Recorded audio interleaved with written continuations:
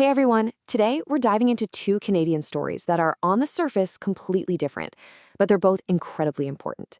The first is a really tough story about a fight for justice after a horrible crime in British Columbia. And the second? It's a high stakes debate about wealth, taxes, and real estate in Toronto. Okay, so here's how we're going to break it all down. First up, we're going to look at that legal case from Vancouver Island and see how it all played out. Then we're going to switch gears completely and head over to Toronto to get into a major new tax policy, looking at the arguments, the debate, and of course, the final result.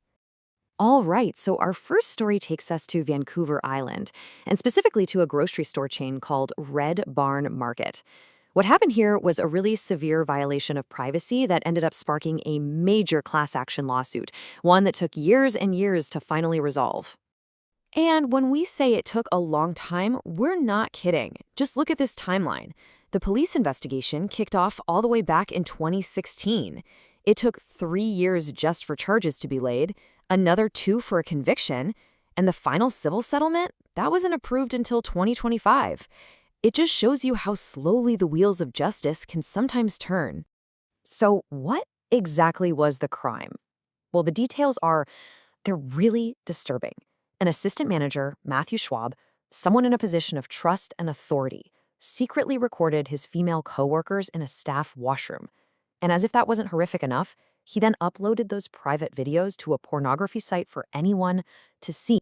But in the face of this, 2 former employees, Jennifer Burke and Mallory Coulter, decided to fight back.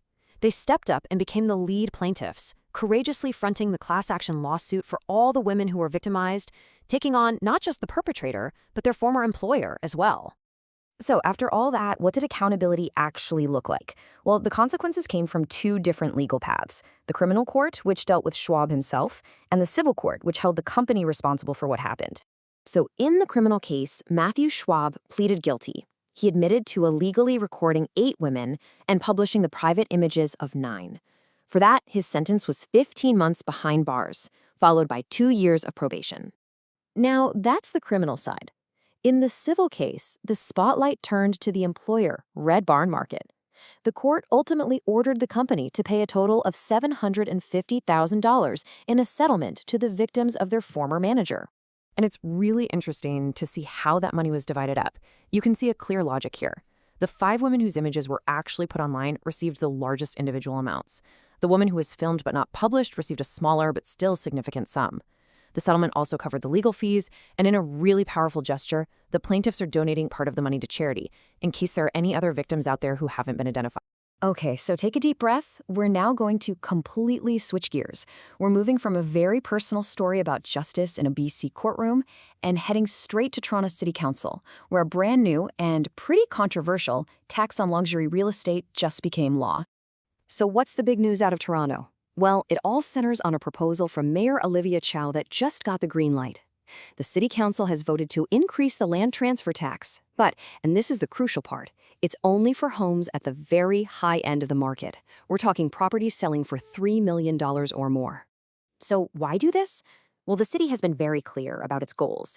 This extra money, which is expected to be almost $14 million a year, is going to be used to fund things like school meal programs and to freeze public transit fares. The big picture goal? To try and make life in an expensive city just a little bit more affordable for everyone else. Now, as you can probably guess, a tax hike like this, even on luxury homes, didn't just sail through without a debate. Oh no, it sparked a pretty heated clash, really pitting the city's urgent need for funding against some serious concerns about the health of the real estate market. On one side, you had Mayor Olivia Chow herself. Her argument was basically this: we're just asking the wealthiest 2% of home buyers to chip in a little bit extra. Why? So the city can invest in the services that regular families really rely on. But the Toronto Regional Real Estate Board, or TREEB, had a completely different take. Their president argued that any new tax on housing is a bad idea. They said the council should be focused on helping people who are struggling to afford a home, especially first-time buyers, not making it harder. And really, this slide boils the whole thing down. On one side, you have the argument that the city desperately needs this money for essential services, and it's only being asked of a tiny fraction of the wealthiest residents. On the other side, there's the fear that this could pour cold water on an already sensitive housing market and do nothing to help with the real affordability crisis. All right, so the arguments have been made, the lines have been drawn. So where did the chips fall? Let's get into the nitty-gritty of the new tax structure that was actually approved and see what the final vote was. So here's how it works. You can see it's a tiered or progressive tax system. The more the property is worth, the higher the tax rate you pay. It starts at 4.4% for homes in that $3 to $4 million range, and it climbs all the way up to 8.6% for those mega mansions selling for over 20 million bucks. And here's a really crucial detail. This tax increase is super targeted. It doesn't apply to commercial properties, it doesn't apply to big apartment buildings. It is aimed squarely at high-end residential homes, specifically properties with just 1 or 2 single-family homes on them. And the final result? The vote wasn't even close. The proposal passed by a count of 17 to 7. So yep, despite all the pushback, the mayor's plan is now official policy in Toronto. So there you have it. 2 stories, 2 very different paths to accountability. One was through a court settlement for a deep personal violation. The other was through a political vote asking the city's wealthiest to contribute more to the public good. And it really makes you think, doesn't it? Whether we're talking about justice or policy, from courtrooms to council chambers, how do we actually measure what's fair? What's the best way to define accountability?